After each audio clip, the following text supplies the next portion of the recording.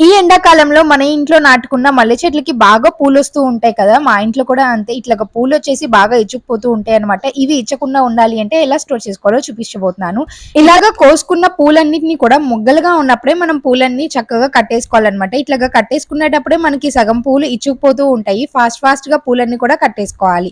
ఇక్కడ నేను చూసారా పూలు అటొకటి, ఇటొకటి పెట్టే కట్టాము. కానీ పూలనేది చాలా చిక్కగా ఉన్నాయి మాల. ఎందుకంటే నేనిక్కడ టైమ్ దారంని వాడాననమాట. ఇవి మనము పూలు గుచ్చుకోవటానికి వాడతాం చూడండి బంతి పూలు అలాంటివి. ఆ దారం అనమాట. ఈ దారంతో కడితే పూలు చాలా చిక్కగా కనిపిస్తుంది మాల. పూలని నీట్‌గా అరేంజ్ చేసేసుకొని ఒక పల్చాటి కవర్ తీసుకోవాలనమాట. మందంగా ఉన్న కవర్ కాదు. ఇట్లాగా పల్చగా ఉన్న కవర్ తీసుకొని పూలన్నీ వాటిలో పెట్టేసుకొని మూటలాగా ఇలాగే డైరెక్ట్‌గా ఫ్రిడ్జ్‌లో పెట్టేస్తే మనకి ఫ్రిడ్జ్ అంతా కూడా మల్లెపూలు స్మెల్ వచ్చేస్తుందనమాట. అందుకే ఏదైనా ప్లాస్టిక్ బాక్స్ కానీ, స్టీల్ బాక్స్‌లో కానీ స్టోర్ చేసుకోవాలి. ఇలా స్టోర్ చేసుకుంటే పూలు మొగ్గలుగా ఉన్నా కానీ పాడైపోకుండా ఉంటాయన్నమాట. విచ్చుకోకుండా ఉంటాయి.